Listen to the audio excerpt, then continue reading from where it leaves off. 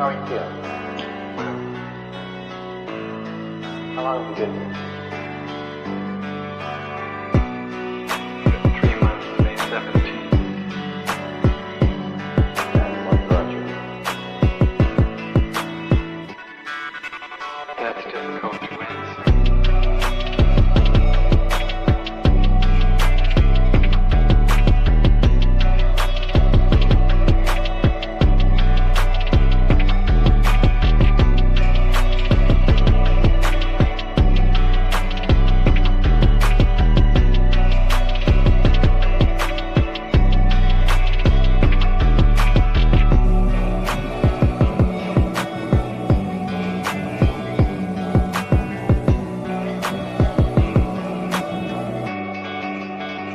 Some idea.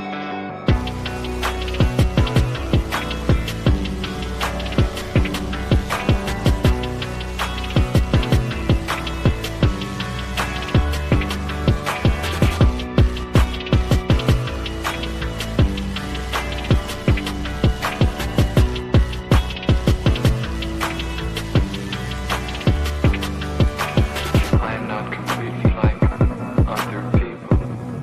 What do you mean by that?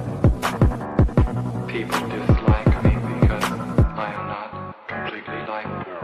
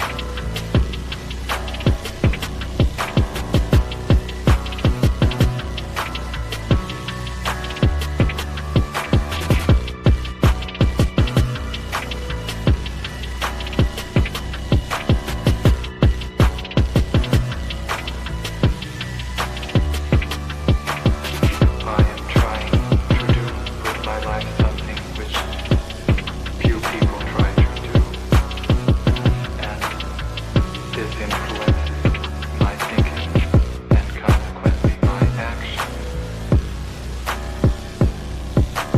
What is it you're trying to do with your life? Play the piano for people. I'm not clear. How is it that playing the piano for people has eventually resulted in your being here in the hospital?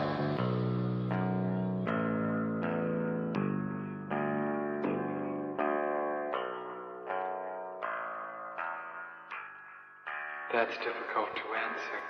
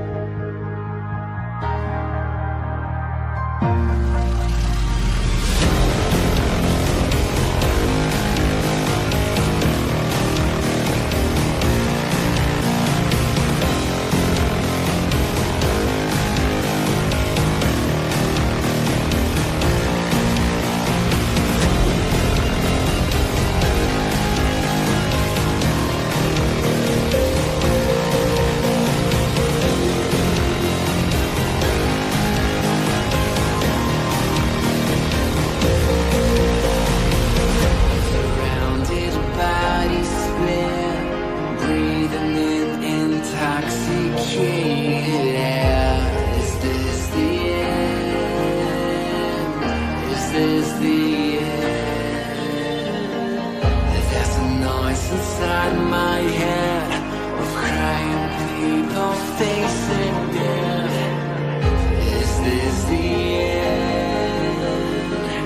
Is this the end?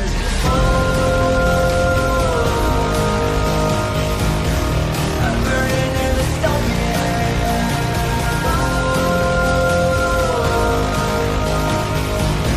There's no place to hide.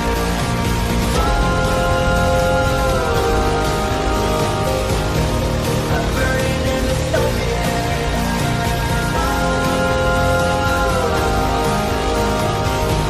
This is the final fight. What have we done to the world?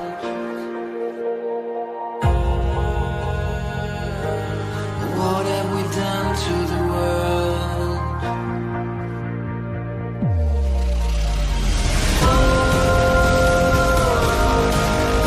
I'm burning in the stone.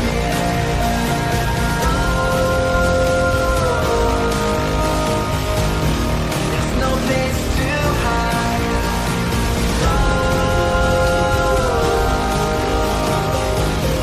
I'm burning in the stone.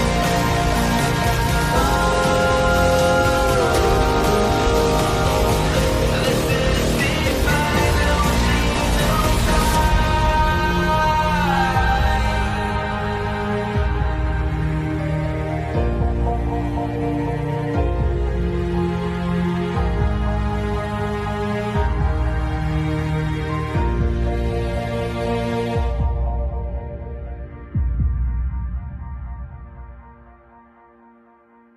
Who the fuck is Karlyn? She's just some sweet lady. She's like in a knitting. She does like a knitting stream. She's like a knitting YouTuber. She does knitting.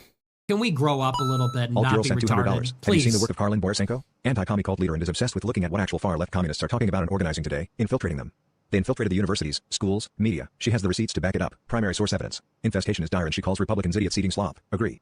Thank you for the big super chat. Yeah, oh, I know Karlyn B. She's solid. She's funny. I The like great her. noticer sent 200. Literally. So not it's, Ian. it's not because Yeah. I haven't dangled my junk into the combat zone on purpose to get some camera footage, but that's the big part of what's the Is problem. that what you call reporting? Go and live under, if streaming? you're going to do it, Yeah, go seriously. undercover. Otherwise you're wearing a hunk of meat in a Lions Den. Nick Shirley, I love you. Take care of yourself, man. Karlyn Borysenko went undercover. Do stuff like that. Like if you want to expose this thing, don't pariah, But please. Ian, here's and I agree with you to an extent.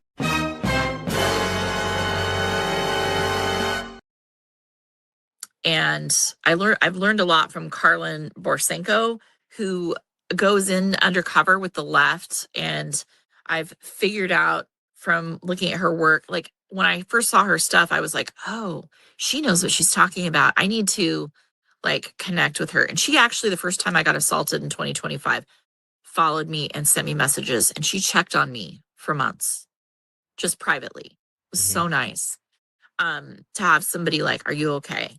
But I could tell she knew what she was talking about, and I subscribe to her. I look at all her stuff. I've learned so much, and I thought I knew a lot. I've learned so much. It is so fucking hot here. I am dying. I am literally dying. I am literally dying. The weather is trying to kill me. I don't understand. I don't understand why it needs to be this fucking hot. It makes no sense at all whatsoever. But do you know what's even more annoying to me than the heat right now? Do you know what's even more annoying to me than the heat? People losing their fucking minds because Owen Schroyer dyed his hair and are completely negating anything he has to say because they don't like his hair. And I gotta tell you, man, I gotta tell you, watching the massive meltdown that the Zionist neocon establishment conservatives are having over Owen Schroyer's hair. This is every single thing that I loathe about conservative politics. This is every single fucking thing that I loathe, all wrapped up into one. I don't give a flying fuck what Owen Schroyer's hair looks like. I'm going to be honest. I prefer old Owen to new Owen, but who the fuck really cares what color Owen Schroyer's hair is? What I care about is what he's saying and whether or not I agree with it. That's it. Is Owen properly informing the public, or is he lying to them like all of these neocon bullshit grifter con artist influencers who are now obsessing over his hair? And it's very reminiscent. It's very reminiscent every single time I put myself in danger to go undercover with the left to secretly record them. And every single time conservatives justified stealing or dismissing my work because she's fat. This is really all they care about, guys. You want to know why the left is going to win? Do you want to know why the left is going to win? Because the people controlling the so-called opposition are the stupidest motherfuckers that you will ever come across in your natural lives. If I was doing things like this Daily Wire reporter bitch saying, when I was young, I dyed my hair a horrible color, and my mother took me aside and said, sweetheart, that's just not a good idea, and so I'm going to give Owen Schroyer some advice about his hair. If I was unironically posting shit like this on the internet, and I was seriously having a heart-to-heart with a grown-ass 37-year-old man about his hair color, and I was doing that because I wasn't intellectually capable with grappling with the things that he was saying, I would be embarrassed to show my face in public. You guys think Owen should be embarrassed to show his face after people made fun of his hair? If I was doing low IQ midwit bullshit like this, Owen, you should really go to a salon. This is why most women should just shut the fuck up on the internet. This right here. Daily Wire, intrepid journalist, caring about the important things as usual. And it wasn't even just the women, if we're being honest about it. Men all over the internet were having massive meltdowns about it is the most mind-numbing thing that I can possibly consider even being tangentially involved with. It's like, when you really understand that this is who the conservative right is. Owen Schroyer is so much smarter than every single person attacking him. Owen Schroyer is so much smarter than everyone at the fucking Daily Wire, or at least more honest. Owen Schroyer, the reason they're so pissed off at him and the reason they're obsessing about his hair is because they cannot argue with one single thing that he said in that video, which if you didn't watch it, we watched it yesterday. And it's like now all of the discussion is about things that don't fucking matter. That is the conservative right in a nutshell. Constant focus on the most low IQ bullshit to appeal to their low IQ retard audience, to get the low IQ retard audience to continue clicking the buttons on the internet and sending them money. This is who the opposition is for the left. And this is why the left is winning and we are losing. Because our side is stupid.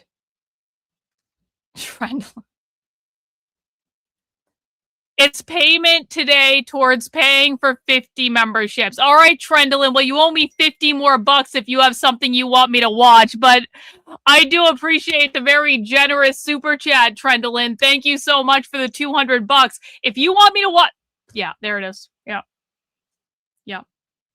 Yeah, that was plus that was plus 40 channel memberships, and now we're up to 50. Okay.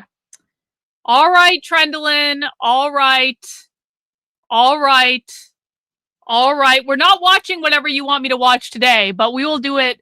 We will do it another day, Trendlin. We will do it another day. I promise. Thank you for your very generous donation to force me into doing something I don't want to do.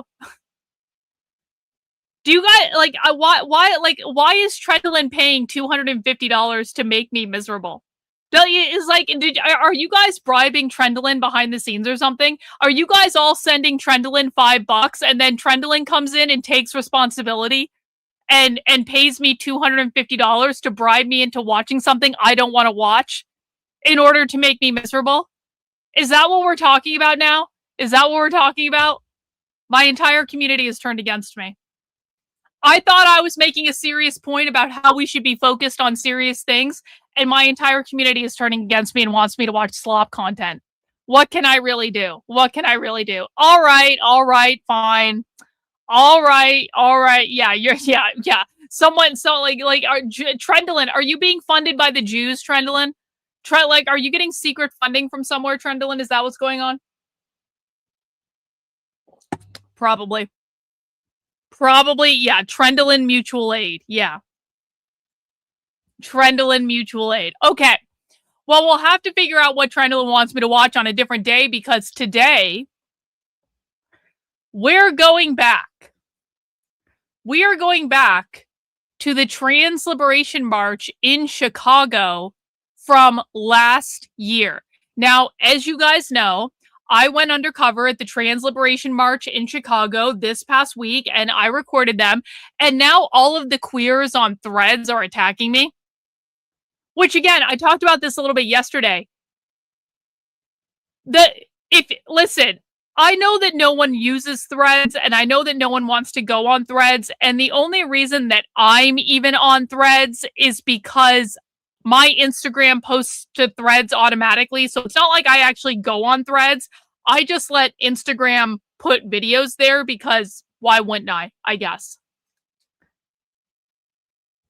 So I posted about going undercover at the Trans Liberation March and the other stuff I did in Chicago over on Threads because I posted on Instagram and TikTok and YouTube and Twitter and all these other platforms. Now, on every other platform, literally every other platform that I'm sharing the Trans Liberation March stuff at, people are like, good job, Karlyn. Thank you for doing this. And they're really appreciative, right? So I'm getting excellent feedback on literally every other platform about my undercover work in Chicago.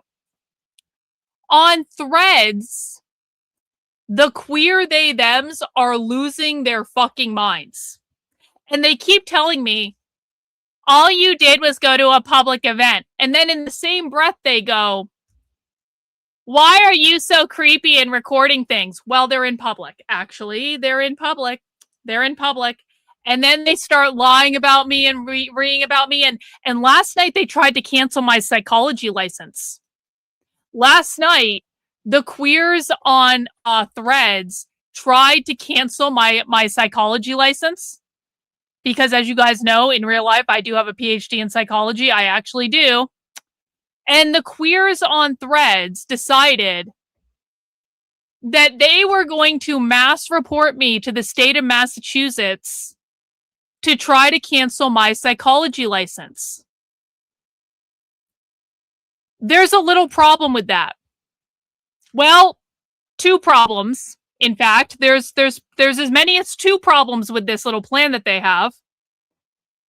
The first problem is that I don't live in Massachusetts. I live in New Hampshire. And so these idiots are calling and complaining to the state of Massachusetts when I don't even live there. So I'm sure as shit not practicing psychology out of Boston. I have never practiced psychology out of Boston. And so good luck. Good fucking luck. Good luck. Also, the second problem is I am not a therapist. I am not a therapist. I am an industrial organizational psychologist.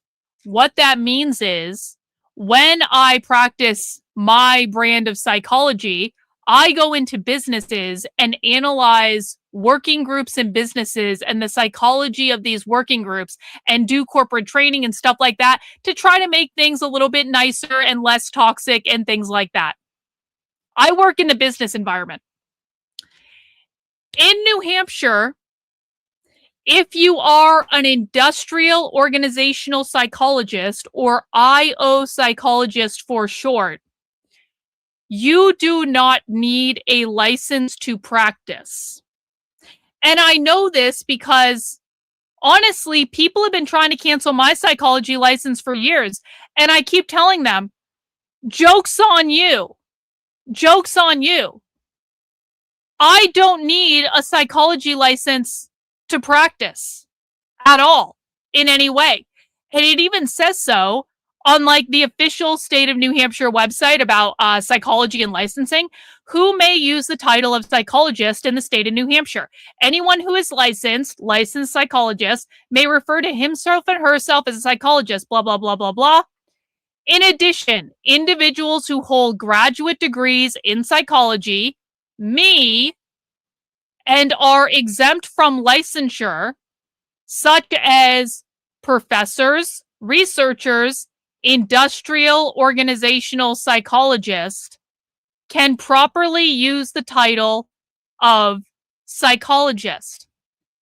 So, I'm very sorry, they, them queers. Not only were you incorrect about me living in the state of Massachusetts, in the state I actually live in real life, I don't need a license to call myself a psychologist.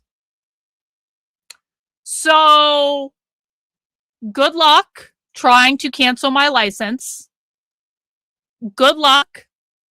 And, yeah, it's also weird because the queers over on Threads seem to think that Threads is like the only website in the universe. It really is. It's like peering into an alternate dimension.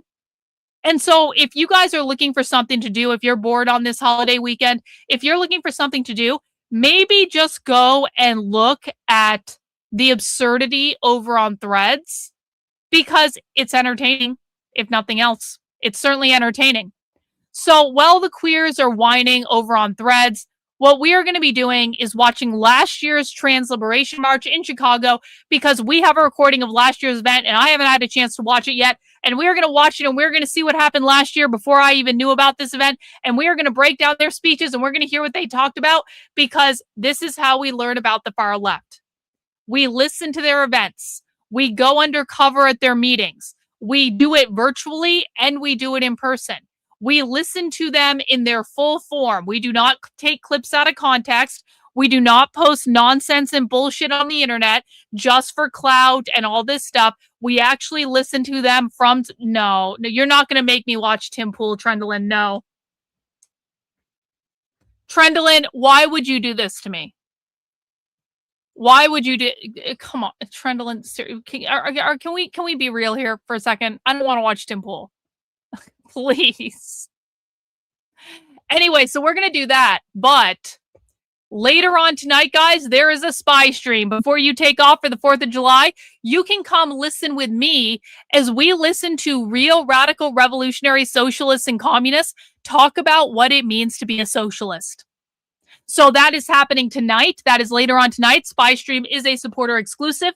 It is open to supporters on my Substack, my locals, my Patreon, Twitter subscribers, or of course, YouTube channel members. And if you want to support my work, one of the very best ways you can do it is by donating YouTube channel memberships, sending out some gifted channel memberships to the community, sprinkling them out there, because the more gifted channel memberships you guys send out today, the more people who get to join us for Spy Stream in but a couple hours from now. So if you want to come listen in on a real socialist training, talking about what it means to be a socialist and what they want to do in the world, we are literally doing that later on tonight. And I hope you guys will consider supporting my work. Whether Trendalink, can you text that to me, please? Whether that be on YouTube as a channel member or on Substack or any of those things. All of this stuff really does help me out, helps keep me completely independently funded, so I don't have to take any bullshit narrative shilling money and all that good stuff.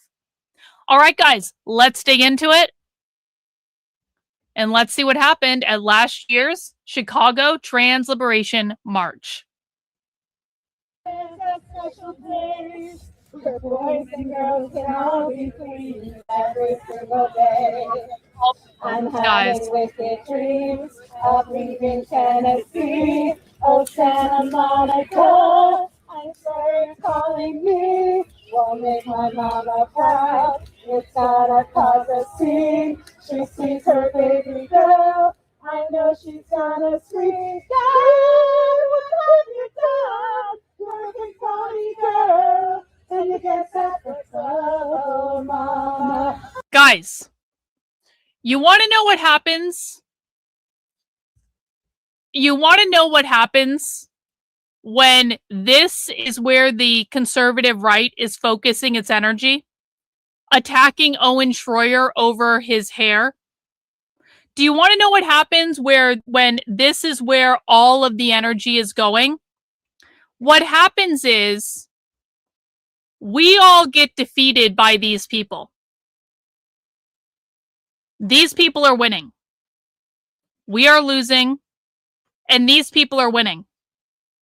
And the reason that these people are winning is that conservative retards think that Owen Schroyer's hair is more important than defeating these people. And people might think I'm being funny. I'm not being funny.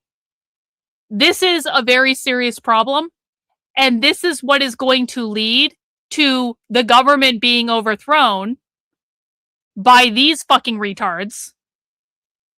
Because no matter how cringe you find them, no matter how much this grosses you out, no matter how stupid you think they are and mentally ill you think they are winning because they are more focused on their goals than the conservative right is on defeating them.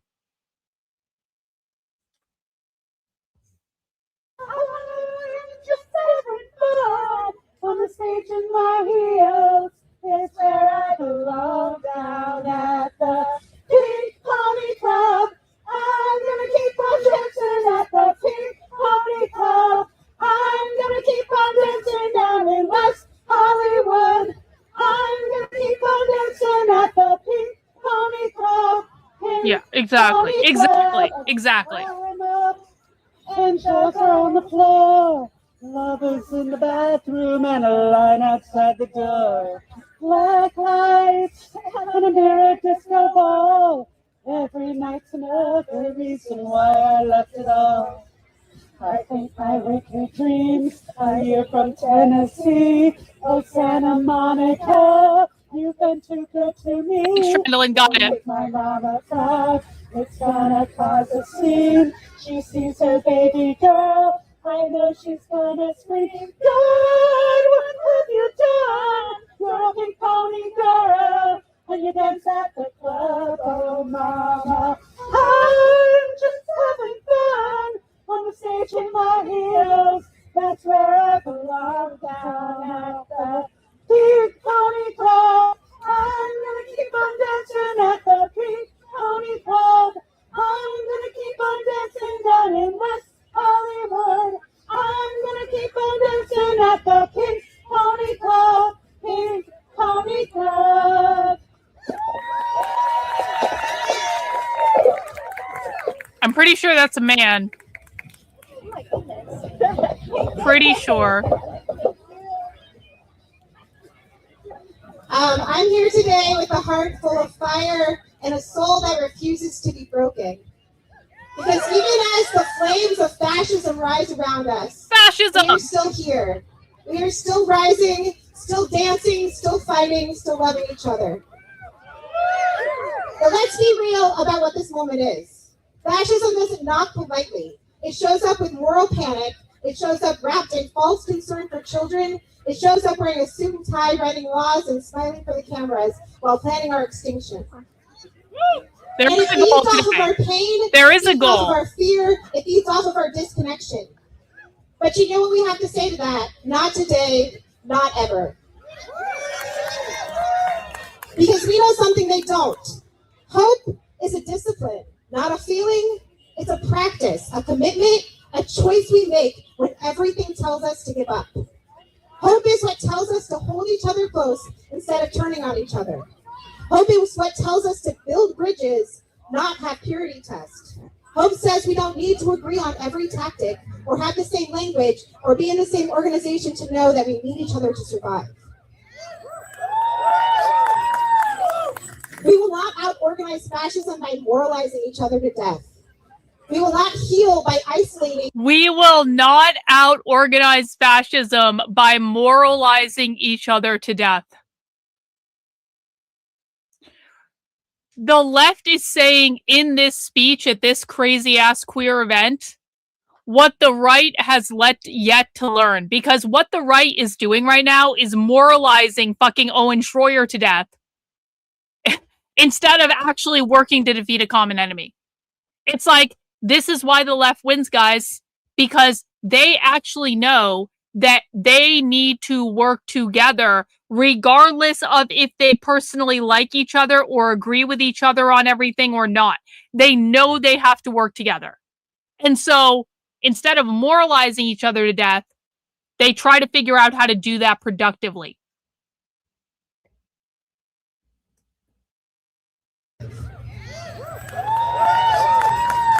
The queers have it right. We will not out-organize fascism by moralizing each other to death. We will not heal by isolating and shaming our wounded. Oh. We will not build the world we need by replicating the cruelty we're trying to destroy. We have to be brave enough to stay in community even when it's hard. We have to fight like hell without losing each other in the process. Because here's the truth. Fascism is hoping that we'll fracture. It's hoping that we'll fight each other instead of organizing together. It's hoping we'll burn bridges over disagreements instead of burning down the system that's killing us. Capitalism. It's hoping that we'll be too tired, too traumatized, too scattered to resist. Our transness, our queerness, our knowledge that a better world exists out there is not just an exception to the rule. It's an indictment of the whole fucking system. And we're not trans or queer in the love is love and we are just like you sense. We are queer and trans in that we will not assimilate into a broken fucking system.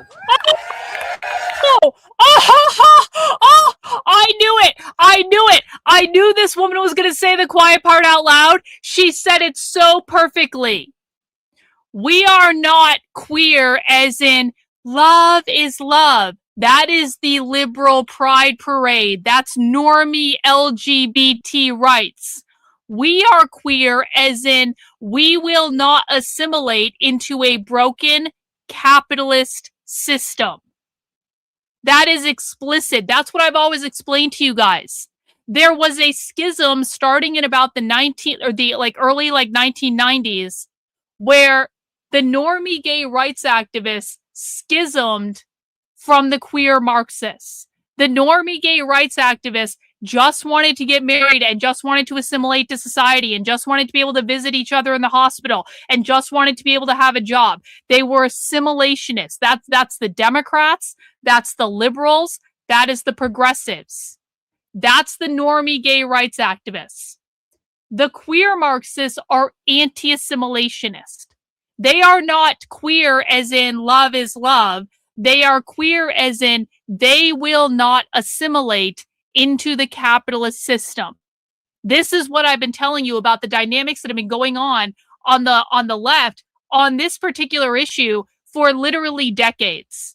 And again, The reason the right hasn't figured out that queer does not mean gay and queer does not mean trans is because they do not listen to these people. When you listen to what they say, they are explicit about what they mean. Here is what we mean when we say queer. We mean anti-assimilationist. Again? Queerness, our knowledge that a better world exists out there is not just an exception to the rule, it's an indictment of the whole fucking system. And we're not trans or queer in the love is love and we are just like you sense. We are queer and trans and that we will not assimilate into a broken fucking system. A system that hurts everybody wrapped up in it. But those who do not move do not notice their chains. And as we hold on to our joy and build our lives outside of what they tell us we are supposed to be, we shine a light on a better way forward that is a threat to the complicity of everyone whose silence allows this violent, toxic system to continue. We must hold to that joy, to our dreams, to our love, and to our vast imaginations. We all know something else too. We have survived everything thrown at us. We are the children of Star, of Sylvia, and Marcia, and Bubbles, and Bambi, and Endora. Of trans brilliance of the So the question is, are all queers communists? Yes. Yes. Not all communists are queer, but all queers are communists. The goal of queer is to overthrow the capitalist system. It's to overthrow heteronormativity, cultural normativity, the norms that uphold the capitalist system. Everyone who is queer is a communist. Not everyone who is a communist is a queer, though. There are communists who believe in overthrowing capitalism that are not queer.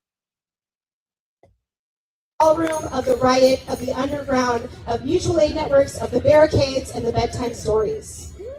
We are the ones who make something out of nothing and call it family. They think if they ban our books, our bodies, our stories, our care, that they'll break us. But we are not just fighting to survive, we are fighting to thrive. We are fighting for a world where boxes no longer confine us, where our lives are not organized and controlled by profit, where every trans kid gets to grow old, where joy isn't rationed, where healing is collective, where we all get free. All of us. We are not free until everyone is free from capitalism. And that fight starts with us not just showing up today, but staying with each other tomorrow. We must refuse to let fear turn us into enemies. We must refuse to let pain be used as fuel for separation. We must resist isolation with care. Because when we say, until all of us are free, none of us are free, that has to mean that even the messy ones, even the traumatized ones, even the ones still learning, we need to find ways to set boundaries so folks cannot continue to harm while still holding space for each other to be messy sometimes and know that we cannot heal in isolation.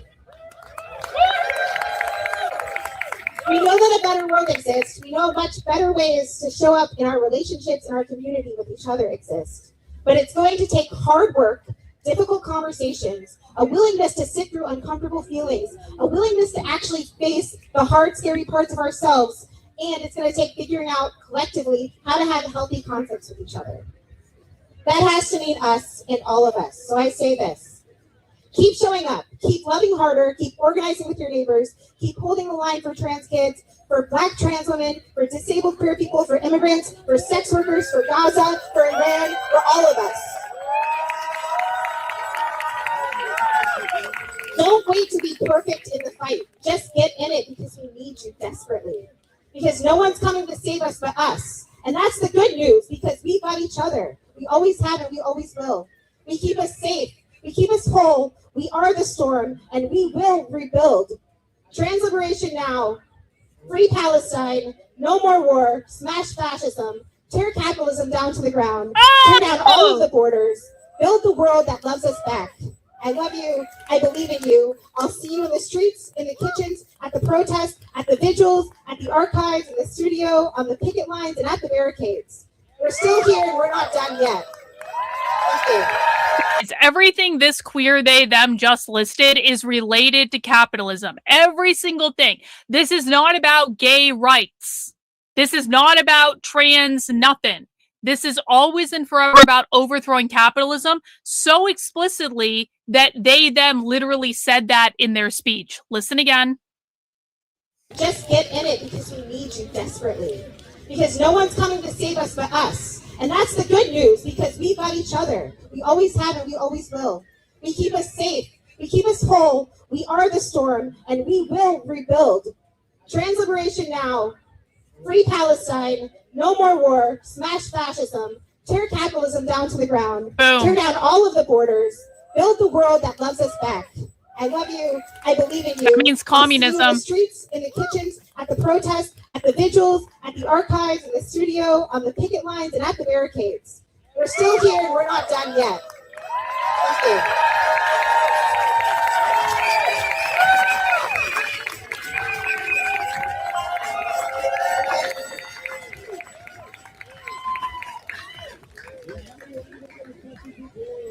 And next we have Caesar from Healthcare Workers for Palestine. Caesar. Healthcare Workers for Palestine. Guys, if they are healthcare workers, what does that mean? This is a group called Healthcare Workers for Palestine. If they are healthcare workers, can we infer something about them?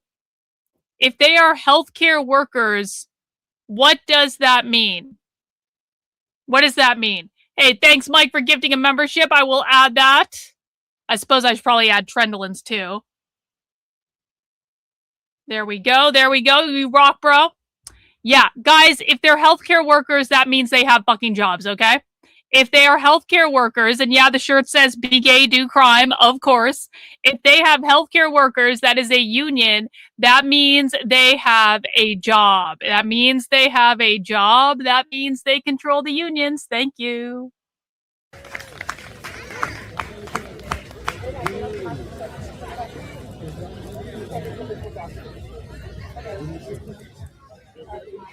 All right, and next we actually have Iman Abdelhadi. Oh, Imam Abdelhadi! Oh, ho, ho. In fact, we are not doing the healthcare union.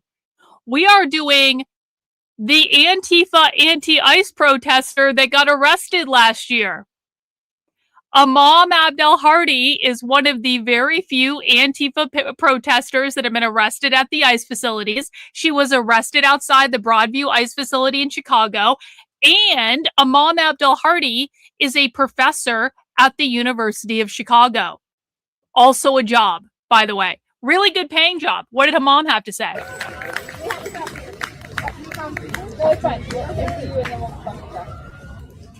They should actually hold both microphones. Hey, y'all.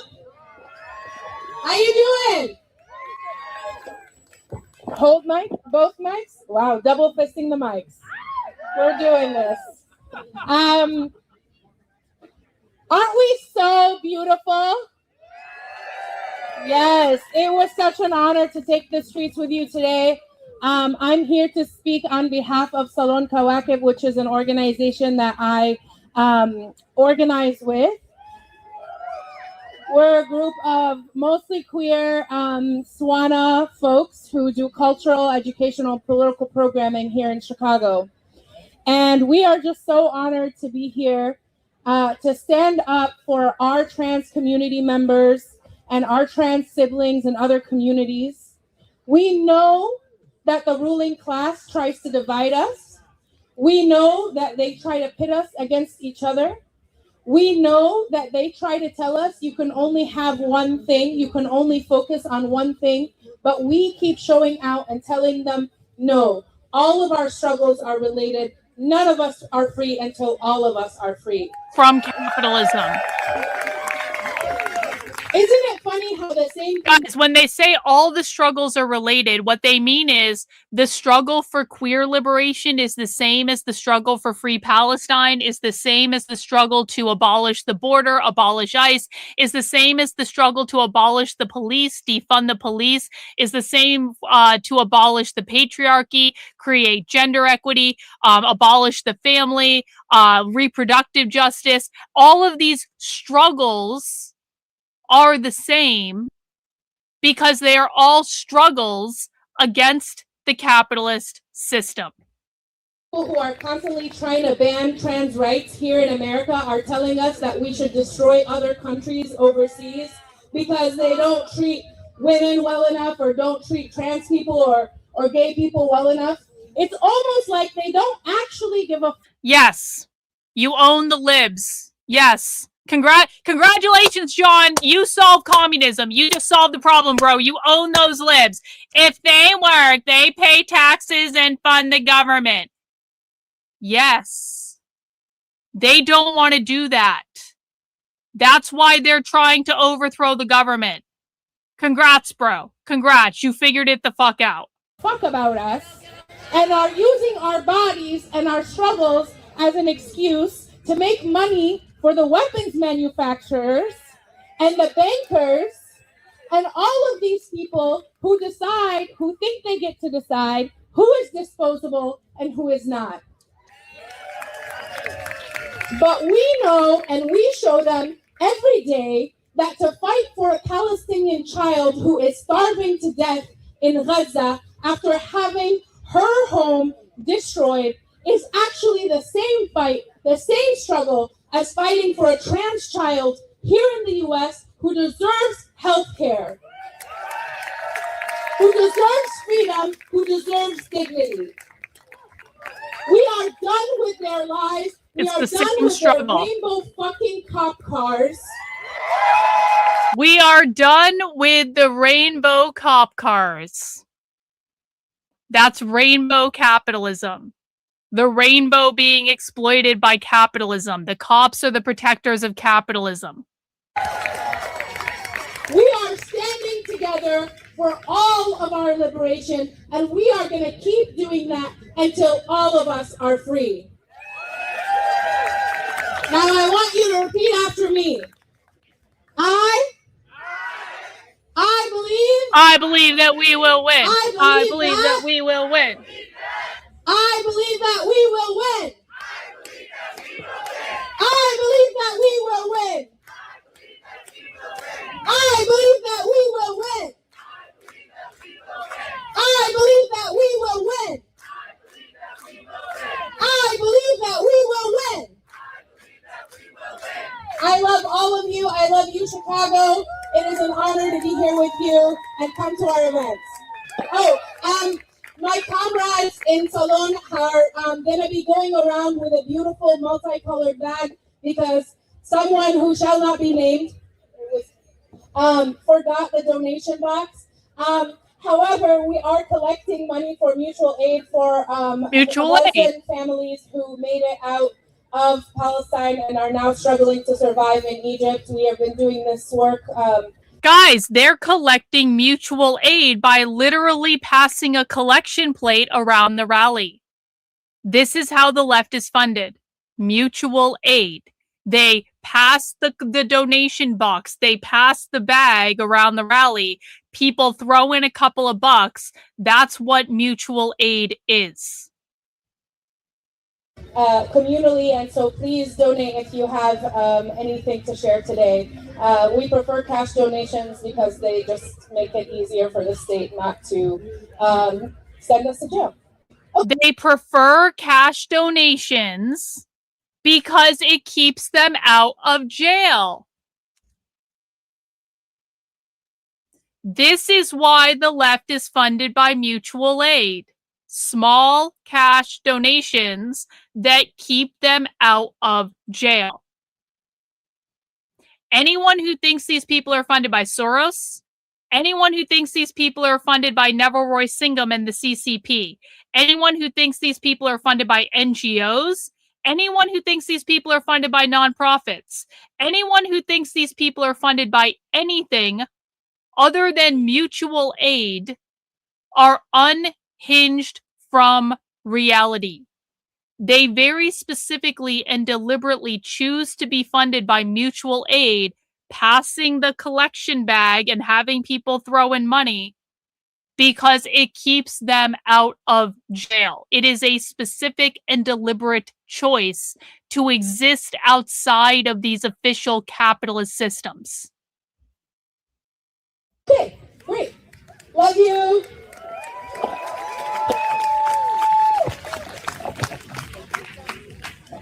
Okay, and now we really do have Caesar from Healthcare Workers for Palestine. Oh, Healthcare Workers! Thank you so much. Try to be the two microphone there. What's up, y'all? My name is Caesar. I'm with Healthcare Workers for Palestine, Chicago.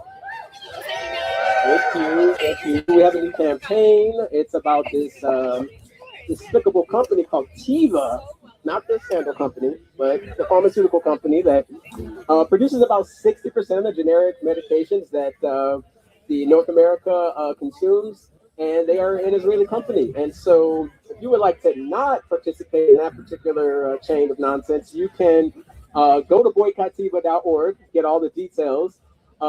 Generally, it's a personal choice that you're allowed to make. You can call your pharmacist or your doctor and ask them to put a note in your file. Obviously, we don't want anyone to go without. No one is suggesting you don't take your medication if it happens to be produced by Teva, but you can get replacements. Even if you have medication already, you can take it back to the doctor if you have that ability. A little louder? Okay. So, so if you would like more information about that, please go to boycottiva.org.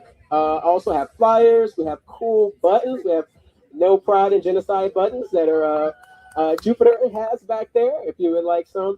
And also let's tell you about the Dyke Strike happening tomorrow. So if you are a little sick of corporate pride, like a lot of us, you want something else to do, at 3 o'clock tomorrow, you can come to the AIDS Garden and check out the second Dyke Strike. We had one last year as well. There's going to be workshops, and we're going to have garment mending and repair. We're going to have somatics. We're going to have capoeira even. There's going to be so many cool things to do there. Capoeira? Some performances. Capoeira? Do you guys know what capoeira is? Okay. The reason I know what capoeira is because there was a movie about it in the 80s. I think it was called Only the Strong. It's like karate, but dancing. They're doing dancing karate at the Dyke Strike. It's like dancing karate. That's what it is. It's like dancing martial arts. It's dancing karate. That's funny. I want everybody to be safe, so bring some water, bring a chair or a blanket. And just come see us tomorrow. And there'll be more from healthcare workers and Chicago Dyke March Collective at the Dyke Strike as well tomorrow. So thank you so much.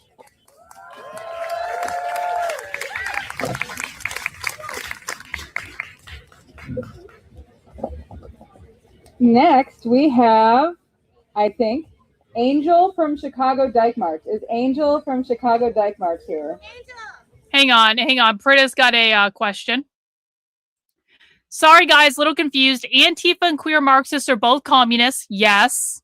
Both violent. Yes. Queer Marxists want to abolish normativity. Yes. So do they work together and protest together, accept each other and talk? Yeah. Oh, yeah. They work together. Yeah. They aren't exactly the same group. It's like Antifa and queer Marxists are both the most far left. They have many, many things in common. There is much overlap, but there are distinctions between the groups in that, like, not everyone in Antifa is necessarily queer, but queer is an extreme revolutionary ideology. But also, I also don't think that we can say that every single queer Marxist is violent. I think many of them are.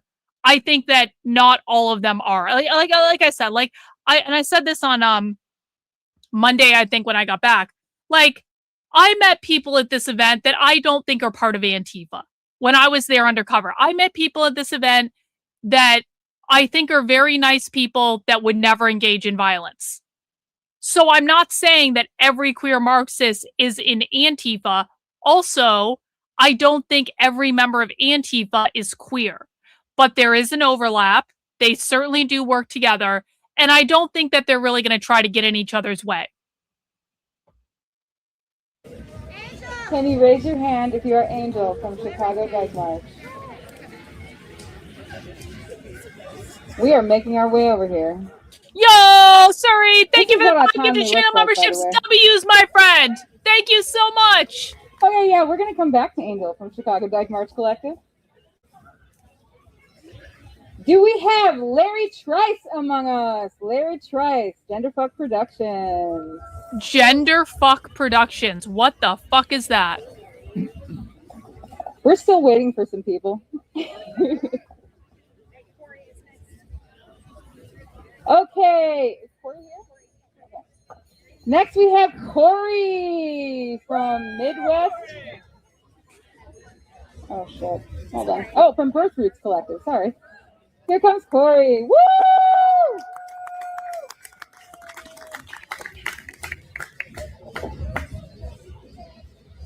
Hi, Corey. How are you? Good. Oh. My dog's gonna lose her mind.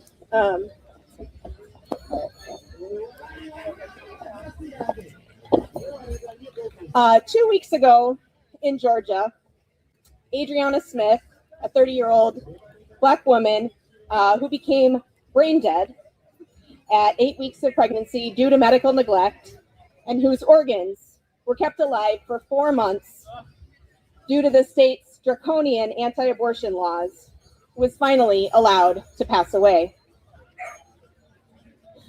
Her very premature baby had been delivered by C-section, so her value to the state of Georgia as an incubator had been fulfilled.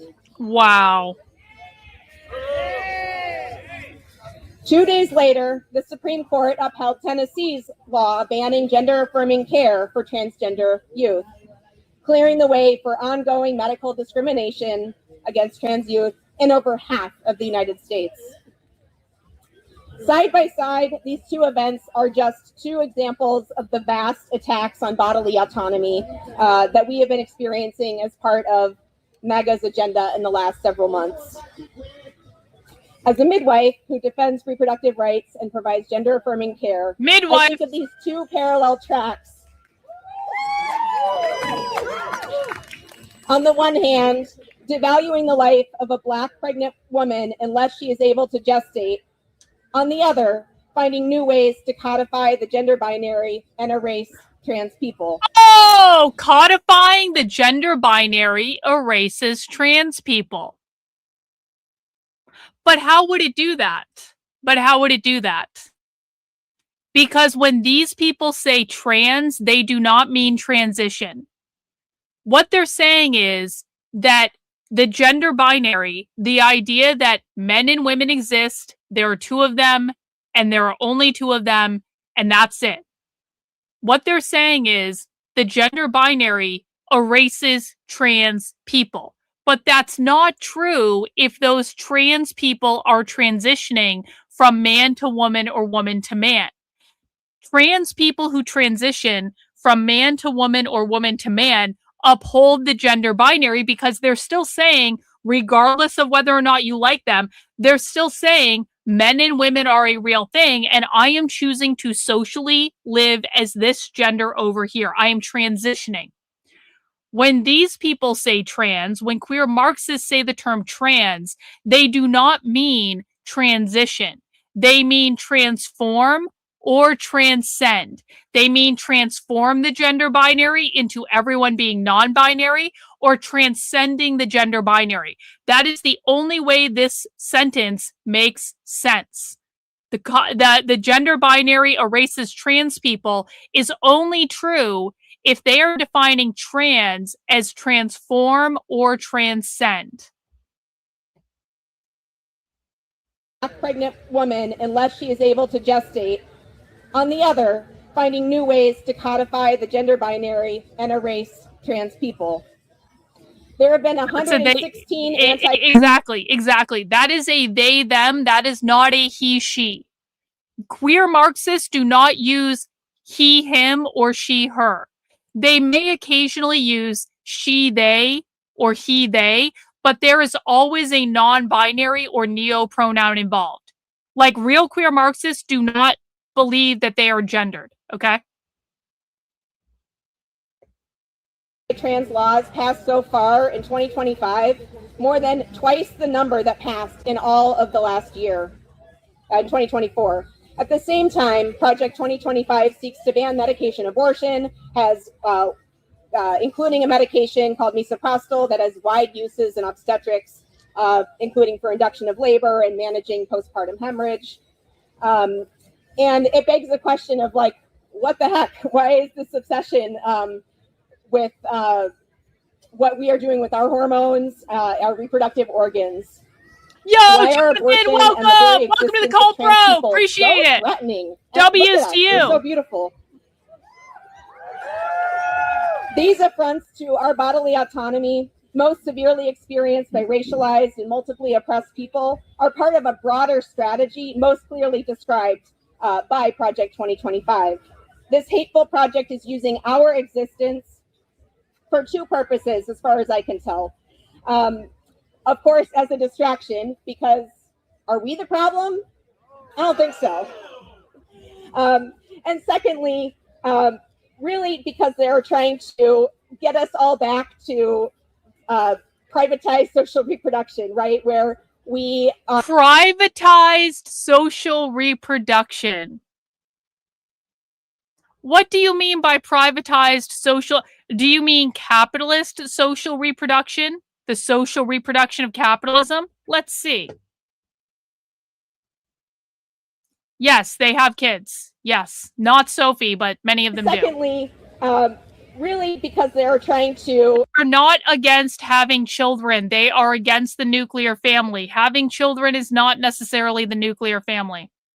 Get us all back to privatized social reproduction, right? Where we are just counting on... there all of these anti-feminist and anti-trans ideology is being used to that was like what was used to keep Adriana Smith hooked up to life support. All of this is designed to uphold a very old system that is very outdated. We have no use for it. Capitalism. That we are supposed to believe that our private needs can only be met in a two-person cisgender heterosexual household. That means okay. And I think this that means a monogamous relationship where you are assimilating to capitalist values. Everything they just said, that's not about one man, one woman. Gay people can be normative too. It's not about that at all. What they're talking about is a monogamous two-person relationship in which you are assimilating to capitalism, buying property, going to work, assimilating to society, upholding the gender binary, and reproducing capitalist values. When they said social reproduction theory, what they mean is the reproduction of capitalist values within the nuclear family. Exactly. Demonstration proves beautifully that we can do so much better than that. Taking care of ourselves here by providing blankets and chairs and nourishment and hydration. This shows a different type of world that we can do. We see past the illusion of the gender binary, not just because we are beautiful. The illusion of the gender binary, you don't say. This shows a different type of world that we can do. We see past the illusion of the gender binary, not just because we are beautiful, but because we are on the right side of history. There's a saying in the immigrant rights movement, we didn't cross the border crossed us. And I think the same is true about gender. We didn't cross gender has crossed us. Continuing to uphold the gender binary as somehow natural, normal, and needing to be enforced rather than something that has to be, crafted and constantly policed serves no one's interests other than those at the very top of society. Again, guys, they're talking about creating an entire society of they-thems. When they say the gender binary, they mean men and women. They are calling for the abolition of the gender binary. They are calling for the abolition of men. They are calling for the abolition of women. They are calling for the abolition of all gender because they believe that gender is a social construct created by capitalism. Everyone is a they-them in their world. Listen again. Of history. There's a saying in the immigrant rights movement, we didn't cross the border crossed us. And I think the same is true about gender. We didn't cross gender has crossed us. Continuing to uphold the gender binary as somehow natural, normal, and needing to be enforced rather than something that has to be, crafted and constantly policed serves no one's interests other than those at the very top of society, as they try to squeeze more and more out of the rest of us by cutting. Fuck off! You have no imagination and you are not welcome here. Well, I thought I was going to a publicly available event, and now they're telling people they're not welcome there in the speech. Least serves no one's interests other than those at the very top of society, as they try to squeeze more and more out of the rest of us by cutting. Fuck off! You have no imagination and you are not welcome here. Well, they are trying to gut Medicaid and cut. You tell them, Pageant. They are trying to gut Medicaid, nonprofits, and government agencies that provide vital life-saving services.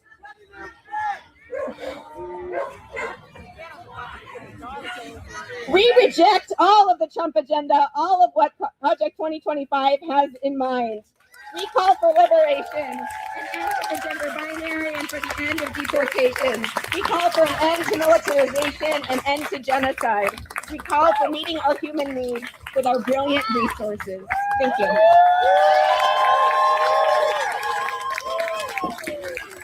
Great job, thank you. Even dogs hate transphobes.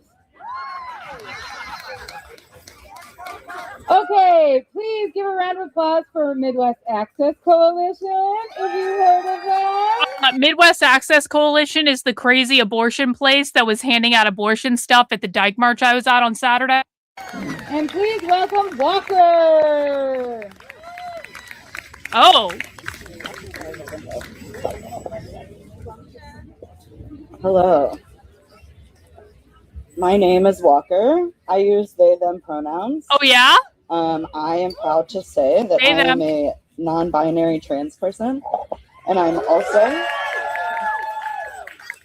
also proud to say that I have had an abortion. A non-binary trans person that has had an abortion. Why are they wearing masks? Because they believe COVID is a real thing and they believe they have an obligation to community care for members of their community, to be a good comrade in solidarity with the community. You wear the mask because they believe COVID is a real thing. That's why. It is not about protecting their identities, guys. They all know each other. They're announcing their names. They're not wearing masks to protect their identities. They're wearing masks because it's part of community care. That's why. Like most of us, I have been really fucking exhausted lately. I have personally been bombarded by such intense hate and disrespect just for being trans, for being non-binary, for calling myself a trans masked lesbian. TikTok does not like that. Can't call themselves a lesbian. Into boxes that not only the cisheads are forcing us into, but also other gay people. We are all so desperate to feel accepted and that our identities are valid. So they basically just said, fuck liberal gay people that just want to be gay and just want to be left alone. Force others to fit into boxes that no one should have to be confined by. It is so incredibly difficult to spread love when the world has shown us so much hate. Just this morning, I felt like I didn't want to keep going. Definitely not for the first time in my life.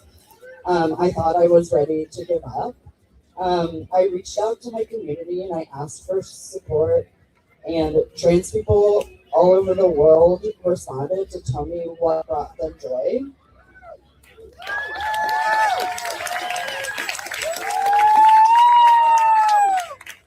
They told me about the love they feel seeing their trans loved ones thrive. People told me about their gender-affirming surgeries and HRT appointments and laser hair removal and the joy that brought to them. And what really healed my heart today were the stories of the young gender-expansive people, children as young as 7 years old that are experimenting with their gender and new pronouns. Teens that grew brave. Yo, focus, thank you! W's! Appreciate it. And for the first time, we're able to see a future for themselves.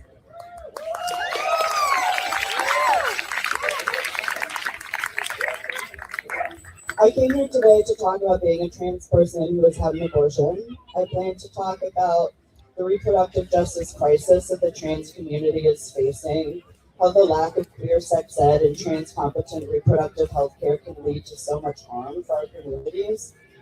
I wanted to talk to you about my organization, Midwest Access Coalition, a trans and queer-led abortion fund that offers free contraception and harm reduction to people across the country.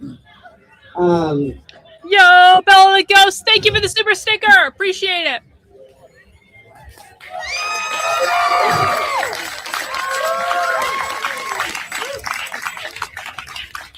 I wanted to talk to you about how we keep us safe. Today, I stand by that statement now more than ever. Not only do we educate each other on HRT, sexual health, abortion access, mutual aid, but we keep each other going. Today, the trans community and all of you are what keeps me going.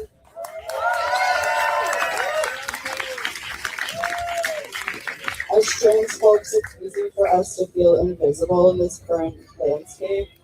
And I just want to say that I see you and Midwest Access Coalition sees you, but our community responsibility stretches beyond us. Trans rights cannot be separated from reproductive justice. Palestinian liberation and immigrant rights cannot be separated from trans liberation and reproductive justice. Gender affirming care is reproductive health care, is collective liberation. Thank you so much for finding the strength to be here today and every day, and for letting me tell you my story. Thank you.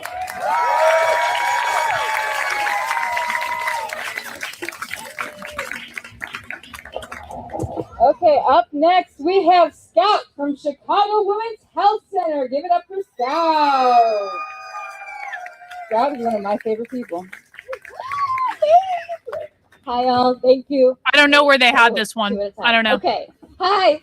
My name is Scout. Oh! And I am a collective member. I saw this person in the march this year. I was marching right behind them for a little while.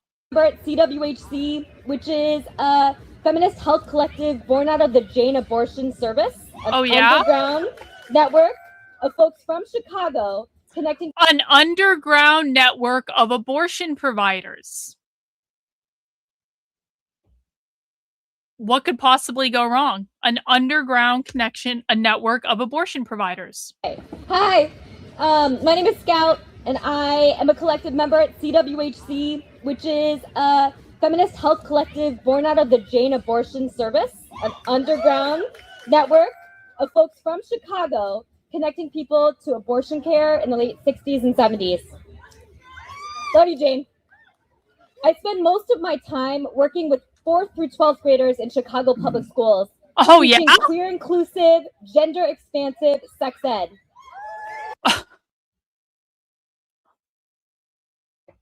Hang on. Hang on. One moment, please.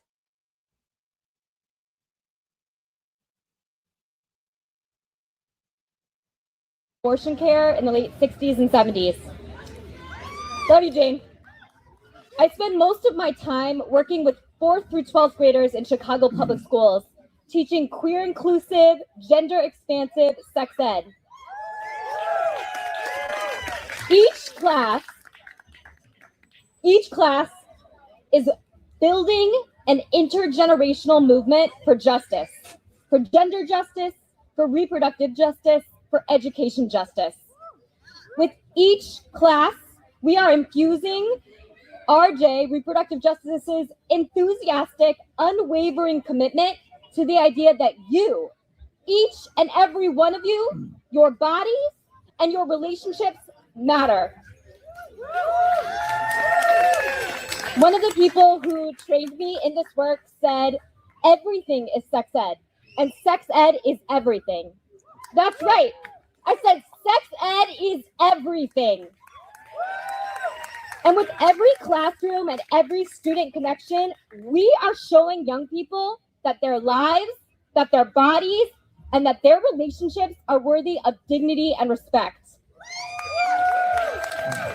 In late November 2024, a sixth grader submitted an anonymous question.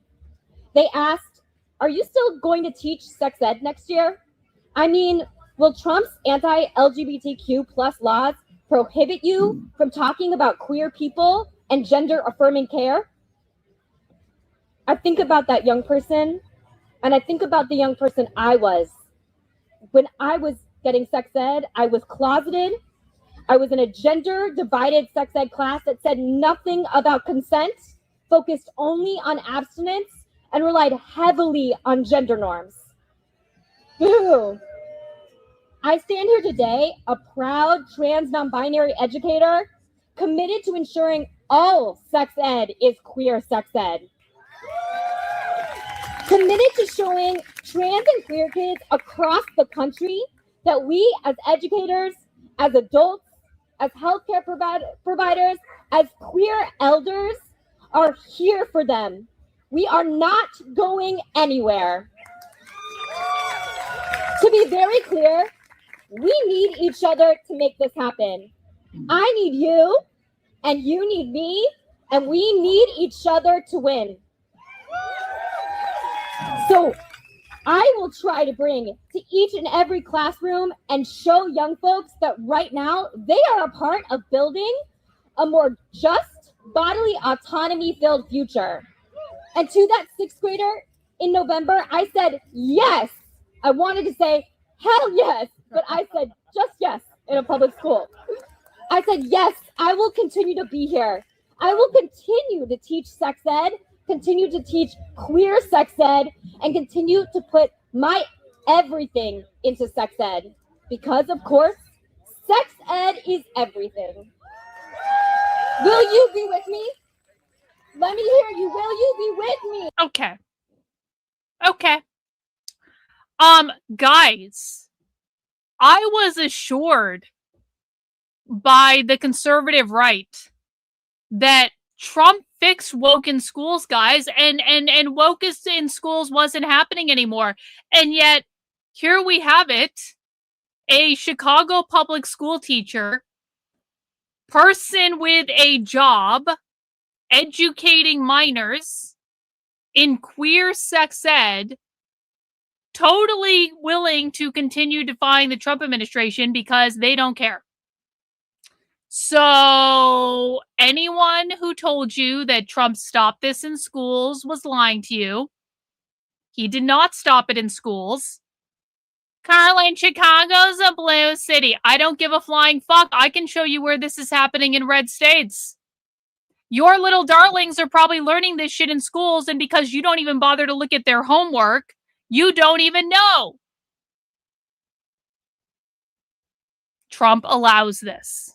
Yep, Trump allows this. Hey. Thank you.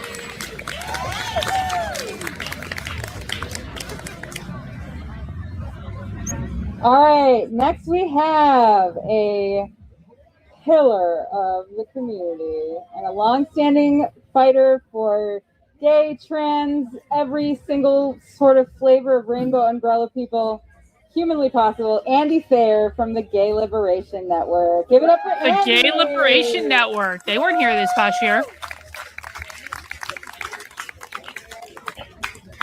The long row, sorry. Thank you so much. And thank you to the people who organized today. Let's give them a round of applause. Old school please. queer. No foundation grants went into this, I can assure you. What? I'm sorry, what? I'm sorry, what was that? What was that? No foundation grants went into this, I can assure you. Guys, why would a speaker at the rally be saying to other attendees at the rally that no foundation grants went into the rally if these people were funded in the way that conservative retards say they're funded? They're not talking to us. They're talking to other people at the rally. They're talking to their friends. They're talking to their community. Why would they intentionally deceive their own community like that? Oh, maybe it's that they're not funded in the way that Trump and the Republicans say they're funded. Maybe that's actually the case. Today, let's give them a round of applause, please. No foundation grants went into this, I can assure you, which says something about our movement today. Yeah, it both does. Good and bad. There was an article in this morning's Chicago Sun-Times about an undocumented trans person from Venezuela who now fears being deported. Now, we know that you all here, you're intersectional.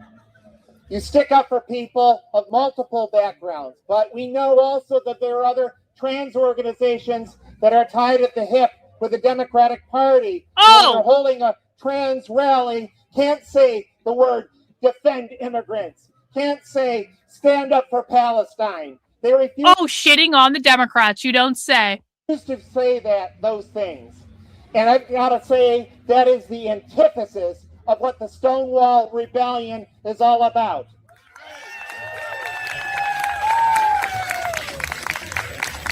Now, little history now. The Stonewall Rebellion, was it the first time trans people fought back?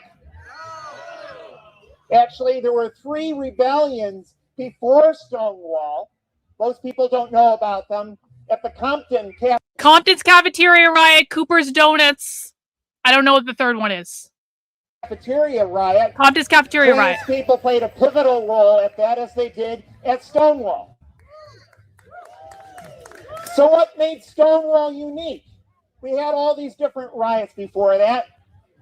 What made Stonewall unique, in my view, was the intersectionality and the constant organizing that came out of it. Because we'd gotten our heads bashed in any number of times before then.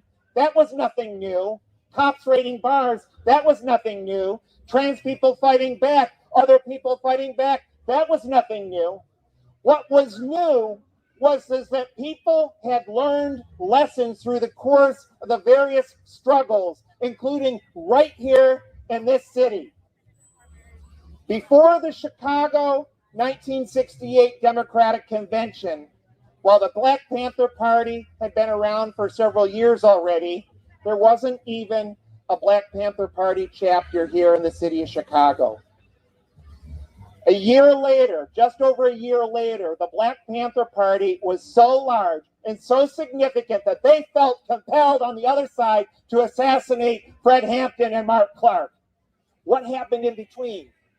What happened in between was that people had their heads busted by the goddamn Chicago Democratic Party and its blue people and blue thugs. Wow. And people figured out that if we're going to free ourselves, we have to do it. Neither party was going to do it. Obviously, people didn't have any confidence in Nixon, but they figured out that also the Democrats weren't going to save them either. Fast forward today, those of us who have been fighting for Palestine in solidarity with our Palestinian sisters and brothers and people of no gender. People of no gender. We know that the Democrats, as well we as should do that. Yeah, you're right. Well, they'll murder people. They've proven it with Palestine. So what's to say they won't go after any other movement that you happen to be part of with the same kind of viciousness? The same kind of viciousness. That should be a lesson for all of us. That our movements, if they're going to be strong, if they're going to be powerful, have to be independent of both parties. They have to be intersectional, because Stonewall wasn't just about LGBTQ liberation. It was about solidarity with the Black Panther Party. There was queer people out on those picket lines, queer people out against the Vietnam War, I should say the U.S. war on Vietnam. It was queer people who radicalized the feminist movement that then in turn brought us Roe v. Wade. It was clearly the intersectionality, because very few of us just fit into one oppressed box. Most queer people share multiple oppressions. So just like that trans woman in that Sun-Times article this morning, they're not going to be served by the trans-only organizations any more than they're going to be served by only immigrant organizations. We have to have the intersectionality that speaks to everyone in our rainbow community, because the rainbow, aside from people who are white, is the vast majority of people, not just in this country, but around the world. Thank you very much, and happy Pride. White means capitalist, everyone else is proletarian. Okay, next we have Sky from Rebirth Garments. Give it up for Sky!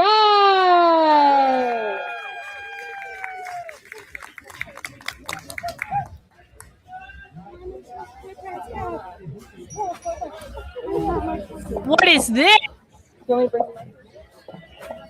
Is this a crib? Whoa. Okay.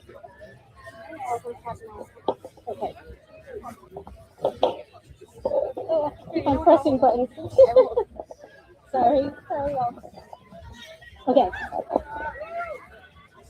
Hi, I'm Sky Kabakuk, and I use they, them, and they, them pronouns. They, I'm a them. gender, disabled, mad, and neurodivergent mixed Filipinx and white queer from Chicago on Meskwaki land. Land blessing. I'm the creator of Rebirth Garments, a clothing line for queer and trans disabled folks of all sizes and ages, which is A clothing line for queer, trans, and disabled folks of all sizes and ages.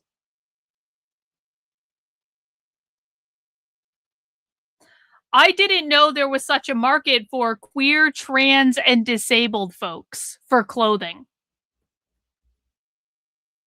disabled, mad, and She said I'm zero gender. I didn't even catch that. I was listening to the they, them pronouns or whatever. Zero gender.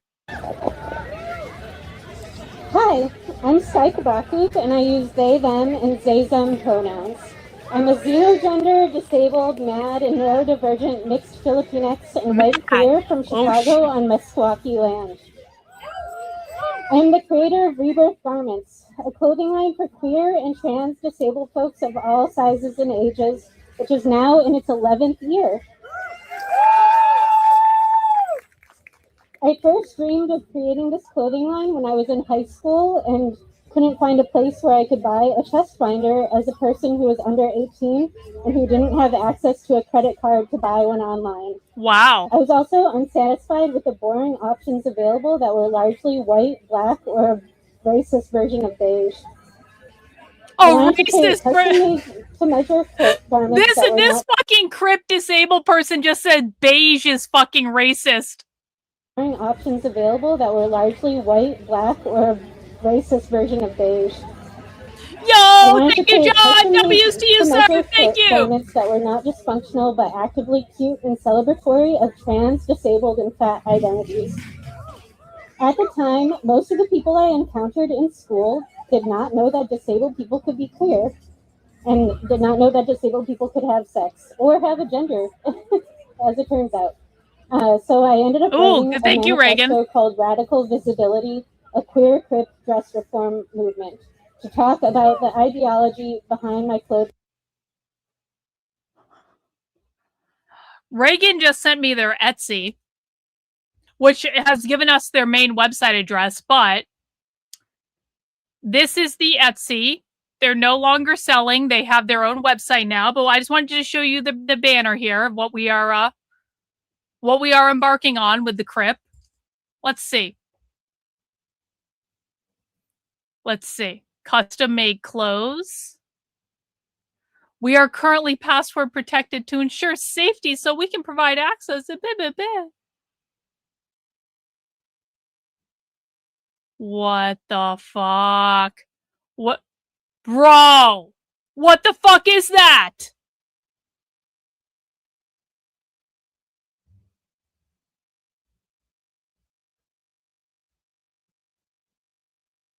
Can I just shop stuff that's already... Zines! They've got a whole fucking zine section! Oh! Look at this. We found all the Crip zines.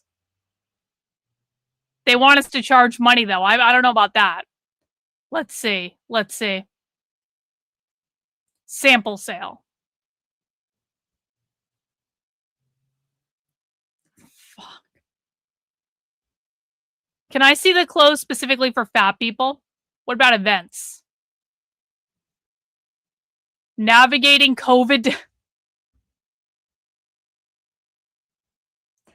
Navigating COVID denialism as survivors. Guys, we are all survivors of COVID, and they're going to talk about our denialism. For folks who are tired and traumatized by COVID denialism,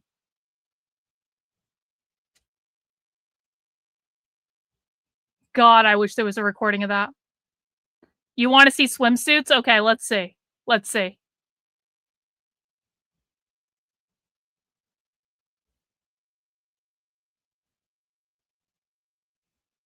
She's doing testosterone or something, you can tell.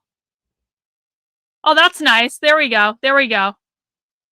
There. Notice she's drawing on stretch marks too. They're drawing on stretch marks with a marker.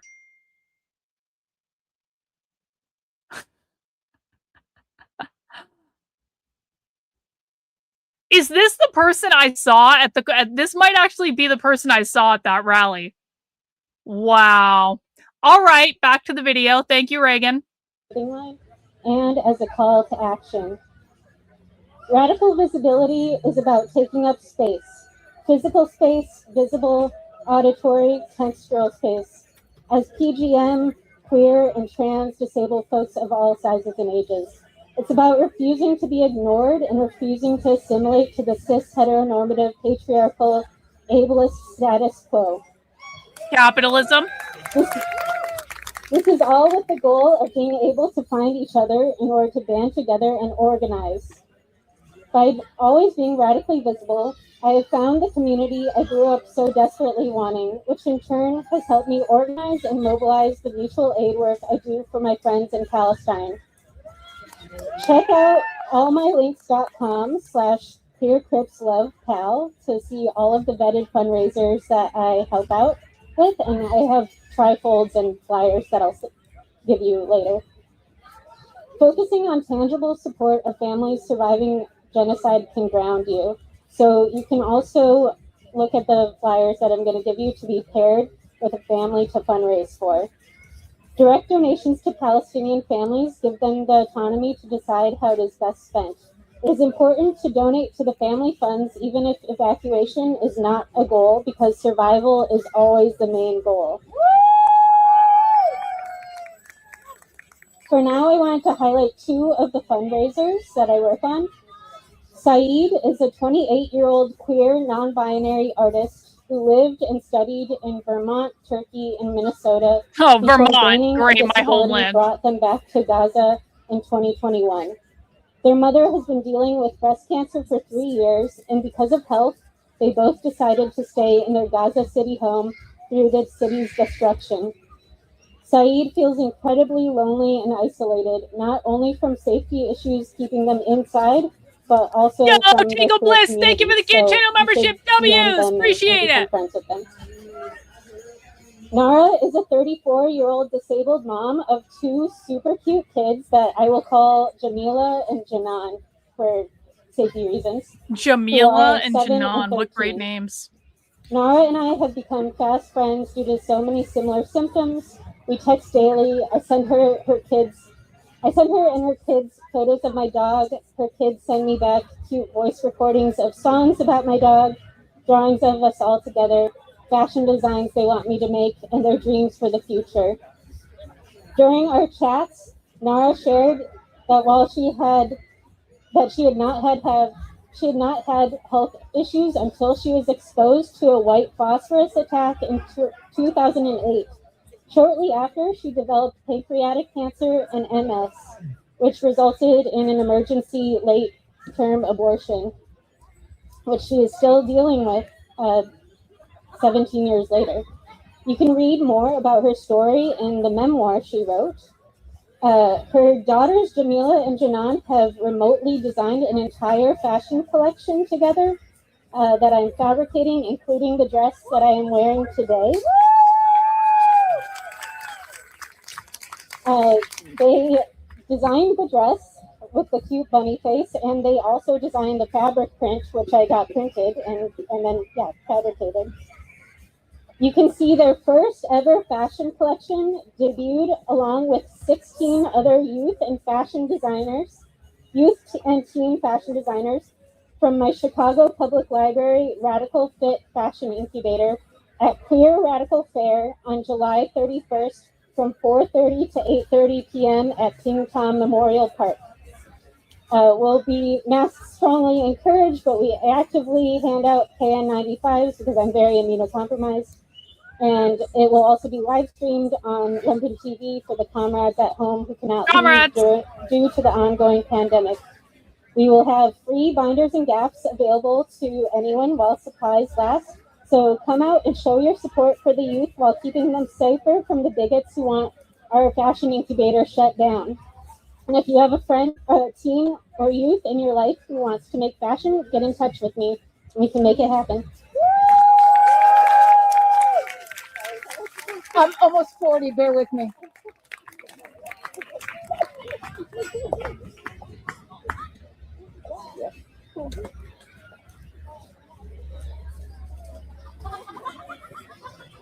We got to do another crypt deep dive for people who are new. Give me like 10 seconds to recover.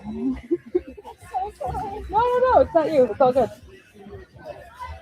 Okay, so next to the stage, we are welcoming Taya Jones-Elvington.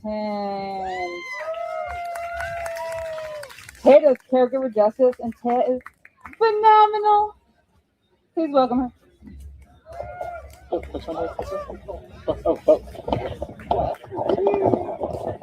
Hello. So it's a hard time to be a trans person, but no one can stop trans joy.